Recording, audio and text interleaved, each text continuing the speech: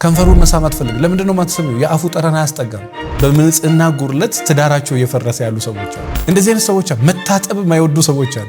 የምንወዳቸው ሰዎች ለአፋችን የመጠጋት እድላቸው በጣም ከፍ ያለ ምን ያህል ለትዳር መፍረስ ምክንያት ሊሆን እንደሚችል ንጽህናን አለመጠበቅ የደረሰበት ሰው ያውቃል። ምንድነው ስትባል የሚታጠብ ሰው አይደለም።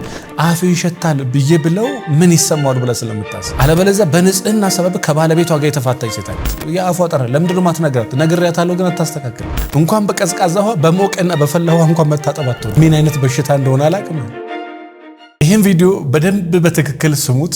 ያገባንም ሰው ያላገባንም ሰው የትኛውንም ሰው የሚመለከት ቪዲዮ ነው። በአፍ ጠረን ሰበብ በጣም የሚወዱት ሰው ጋራ መኖር ያልቻሉ የተለያዩ ሰዎች አሉ። በአፍ ጠረን ሰበብ በሚስተካከል የአፍ ጠረን ሰበብ በጣም ከሚወዳት በጣም ከሚያፈቅራት በጣም ከሚያምናት በጣም አለችኝ ከሚላት ሚስቱ ጋራ የተለያየ ሰው አለ። በጣም ከምትወደው ባለቤቷ ጋራ በአፍ ጠረን ሰበብ የተለያየ ሴት አለች። የአፍ ጠረን በዚህ ደረጃ ከባድ ነው ወይ? ይሄንን የገጠመው ሰው ይናገራል። ይሄንን የገጠመው ሰው ወይ ደግሞ አብሮ የሚኖር ሰው ምን ያህል ለትዳር መፍረስ ምክንያት ሊሆን እንደሚችል ንጽህናን አለመጠበቅ የደረሰበት ሰው ያውቃል። በነገራችን ላይ አንተ ንጽህናን ማጠበቀው ለአንተ ምንም አይደለም። ልክ ምን እንደማለት ነው? ሻወር ቤት ገብተህ ሻወር ከወሰድክ በኋላ መጀመሪያ የለበስከው ልብስ አሽተው ስታሸቱ ያ ልብስ ይሸታል። ያን ነበር አንተ ስትሸት የነበረው። ስትታጠብና አዲስ ሰውነት ስትይዝ ወይ ደግሞ የበፊቱ ቆሻሻ ወጥቶ ያን ልብስ ስታሸተው ያኛው ልብስ ይሸታል። የአፍ ጠረን በእግር አለመታጠብ፣ ይሄ ብብቶችን አለማጽዳት፣ ፀጉርን ባለመታጠብ፣ ንጽህናን ባለመጠበቅ፣ ይሄ በተለይ ከአንገት በላይ ብቻ እንትን በማለት እግርን ባለመታጠብ በጣም በብዙ ምክንያት በንጽህና ጉርለት ትዳራቸው እየፈረሰ ያሉ ሰዎች አሉ። እንግዲህ አንድ ሴት ወንዱን ከወደደችው ምን ችግር አለው? የሱ ንጽህና ጥርስ የምናምን ምንድነው ልትሉ ትችላላችሁ። ይሄ ነገር አይድረስብህ። ከደረሰብህ አንተ ራሱ በቃ ነገሩን መሸከም ማንነትን እስከሚፈታተኑ ድረስ በጣም ሲበዛ ከባድ። ከደረሰብህ በጣም ከባድ። በተለይ ደግሞ በዚህ ዘመን የማይጠረጠሩ ሰዎች እነዚህ አይነት ነገር ላይ ይጠረጠራሉ። ለምሳሌ እሷ በአፍ ጠረን አትጠረጠርም፣ ቆንጆ ናት የምትላት ሴት የአፍ ጠረን አለባት። ምክንያቱም የአፍ ጠረናችን ብዙ ጊዜ ወይ እንደዚህ ነው የምንለው፣ ወይ ፍቅረኛ ጋር ነው እንትን፣ ወይ ጓደኛ ጋር ነው ምናምን ጋር ነው። የምንወዳቸው ሰዎች ለአፋችን የመጠጋት እድላቸው በጣም ከፍ ያለ ነው። እንደዛ ከሆነ የአፍ ጠረንህን የምታውቅበት ሌላ መንገድ ነው ማለት። በተለይ እኔ የእውነት ለዘመዶቻቸው ለቤተሰቦቻቸው ላልኩ በይበልጥ የአፍ ጠረንህን እንደዚህ ምላስህን አስነክተ ከዛ በኋላ እንደዚህ ስትለው ያኔ ነው ያንተን አፍ ጠረን የምታውቀው። እንግዲህ አለመኖር አይችልም ባክቴሪያዎች ስላሉ። ነገር ግን በጣም ሲበዛ ንጽህናን መጠበቅ የውስጥ ጤናን ውስጣዊና ውጫዊ ነገሮቻችን በደንብ ማየት ይጠይቃል። አለበለዚያ በንጽህና ሰበብ ከባለቤቷ ጋር የተፋታች ሴት አለ። ምንድነው ስትባል የሚታጠብ ሰው አይደለም። ሽምግልና ላይ ስትቀመጥ ታዲያ አሁን በዚህ ሰው ትዳር ይፈታል በንጽህና ምክንያት? እሷ ቦታ ላይ ቁጭ ብለህ ስታየው ነው የምታውቀው። አንድ ከስተመር አለና ለስሙ ግራውንድ ፕላስቱ በጣም የሚያምር ቤት ውስጥ ነው የምንኖረው። እባክሽን እኔ አይደለም ቤታችንን ልጆቻችን ብዙ ነገራችንን ገደል ታጠቢ ይላታል። አትወድም። የፈላ ውሃ እንኳን በቀዝቃዛ ውሃ በሞቀና በፈላ ውሃ እንኳን መታጠብ አትወድም። እኔ ምን አይነት በሽታ እንደሆነ አላውቅም። እንደዚህ አይነት ሰዎች መታጠብ የማይወዱ ሰዎች አሉ። በወንድም በኩል በሴትም በኩል መታጠብ የማይወዱ።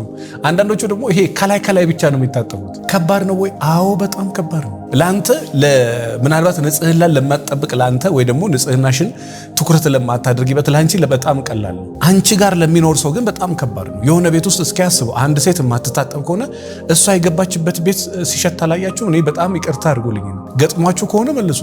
እሱ ገብቶ የወጣበት ቦታ ላይ ሲሸት አላያችሁ? 2 ቀን እዛ መኝታ ቤት ውስጥ ካደረ መኝታው ሌላ ሆኖ 2 ቀን ሳሎን ካደረች ከ2 ቀን በኋላ ሳሎኑ በቃ ሽታው ሌላ። በተለይ በዚህ ዘመን በጫማ ሽታ የሚታሙ ሰዎች አሉ። በአፍ ጠረን የሚታሙ ሰዎች፣ በብብት የሚታሙ ሰዎች አሉ።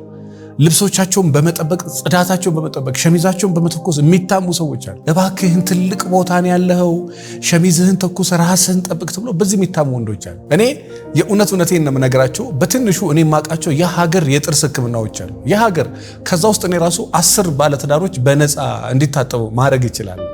በጣም ማቃቸው ጓዳጆች የምላቸው በፊት ከማቃቸው እነ ዶክተር አክሊሉ ሊሆን ይችላል። ያኔት እኔ ራሴ ታከምኩበት። እርግጠኛ ነኝ አንድ ሰው ልልክልሽ ነው በነፃ ባልና ሚስቶች ናቸው አግዢ ብላት እምቢ አትልም። በጣም ቤተሰቤ ደግሞ አለ ወደ መሪ አካባቢ ዶክተር መገርሳ ይባላል። እዚህም ስለሺ ላይ አራተኛ ላይ ቤተሰቦቼ ነው። በትንሹ ራሱ ነው የማውቃቸው ወደ 10 አባወራዎች ያለ ምንም ክፍያ በነፃ እንዲታጠቡ ማድረግ እንችላለን። በጣም ያናል ከባድ ሆኖ አይደለም። በመቶ ሺዎች ገንዘብ በሺዎች ገንዘብ የሚወጣበት ሆኖ አይደለም። ማክሲመም ከበዛ 1000 እና 2000 ብር ነው። ነገር ግን ባለማስተዋል በትንሹ የሰው ልጅ በአመት 2 ጊዜ መታጠብ አለበት። እንግዲህ ይሄ ሙያተኞቹ ያውቃሉ። ጥርስ ስፔሻሊስቶች በደንብ ሞር የተሻለ ከኔ የተሻለ ያውቃሉ። በትንሹ በአመት 2 በጣም ከዘገየ ግን በትንሹ በአመት አንዴ ሐኪም ቤት ሄዶ ስለ ጥርሱ ቼክ መደረግ መቻል አለበት። በየቀኑ ወይ ጠዋትና ማታ ደግሞ ጽዳቱን መጠበቅ አለበት። ከዛ በተረፈ ደግሞ የአፌ ጠረን ምናልባት የጨጓራ ህመም ሊሆን ይችላል፣ የውስጥ ህመም ሊሆን ይችላልና ማጣራት አለበት። የአፌ ጠረን እንዴት ነው ብሎ ቢጠይቃት በራሱ ችግር የለም። ነገር ግን አንደኛ እኛም ማጣራት አንፈልግም፣ ሰዎቹ መናገር አይፈልጉም። ለምን አፌ ይሸታል ብዬ ብለው ምን ይሰማዋል ብለ ስለምታስብ። በዛ ላይ ደግሞ አንዳንዶቹ ለአንተ አስተያየት የሚሰጡት ሊሰድቡ ፈልጎ ይመስላል። እንዴት እንደማለት መሰላችሁ? አንተ አፌ ይሸታል በእናት ብላ ስትልና ቤቢዬ እንትን የሆነ ስሜት አለው መሰለኝ ብላ ስትል ይለያል። ማሬ አፍሽ ትንሽ የሆነ እንትን አለው መሰለኝ። ፎገር አድርገ መስደብም አጠይመ መናገር የሚባልም ነገር አለ።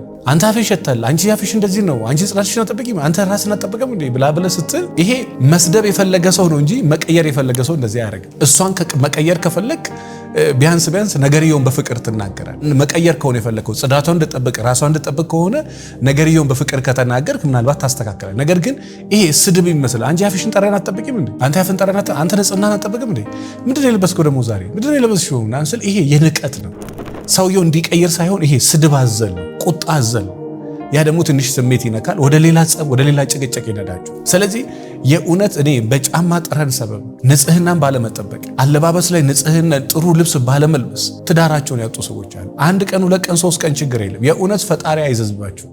አንተ በጣም ኩል ራስህን የምትጠብቅ ሆነ በተቃራኒው ሚስት በቃ ብርድ ልብስ እየጎተተች የምትሄድ ከሆነ ወይ ደግሞ የሆነ የምትለብሰው ልብስ ከአንተ ጋር ሰማይና ምድር የሚላራቅ ከሆነ ስሜትህን ይረብሻል። ስለዚህ የእውነት በጣም እንደ ንጽህና ደስ በተለይ በዚህ በሰለጠነ ዘመን እኔ ራሱ ቪዲዮ ስለ ንጽህና ማውራቴ በጣም ይቅርታ፣ ግን ብዙ ሺህ ሰዎች ትዳራቸው እየፈረሰ ስለማይበት ነው እንጂ ባልሰራ ደስ ይለኛል። ስለ ንጽህና በዚህ በሰለጠነ ዘመን ዓለም ስለሌላ ፕላኔት ስለሌላ ጠፈር ስንት ነገር ስለ ምርምር ሲያወራ ቁጭ ብለ ጽዳት ስታወራ ለኛ ግን ትልቅ ነው። አሁን በተለይ ሚሊዮን ባልና ሚስቶች መካከል ጸብ ስለፈጠረ ችግር ስለሚፈጥር ሁሌ ጭቅጭቅ ርስ ለምንድነው ማትስማት? የአፉ ጠረን ለምንድነው ማትነግራት? ነግሬያታለሁ ግን አታስተካክል። ከንፈሩን መሳም አትፈልግ። ለምንድነው ማትሰሚው? የአፉ ጠረን አያስጠጋም።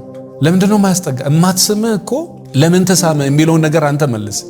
የአፍ ጠረን አንዳንድ ጊዜ የሆነ ነገር አጥፍተ በቃ ይቅር አልልህም ካለች ለምንድነው ይቅር የምትልክ? በተደጋጋሚ ሞክራ አንተ ማተስተካከል ከሆነ ለምን ይቅር ትላለች?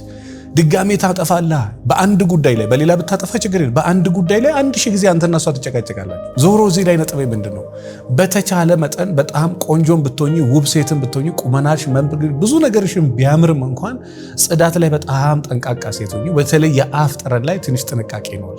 በጣም ይረብሻል። አንድ ቤት ተቃቅፈ ስለምትተኛ በዛ ላይ ደግሞ በየቀኑ ስለምትሳሳም ጠረን ጥሩ ካልሆነ እንዴ አንዳንዴ እኮ ጥሩ ጠረን ያላት ጥሩ አለባበስ ያላትን ሴት በቃ መሳምን ባትፈልግ በግድ ትስማታል። ጥሩ አለባበስ ጥሩ ጠረን ያለውን እኮ በግድ ሄዳ ትስመዋለች። ነገር ግን ይሄ አለባበሱ የአፍ ጠረኑ ከንፈሮቹ ሰውነቱ ምኑ የማያስጠጋን ሰው ምን ብላ ትስማ?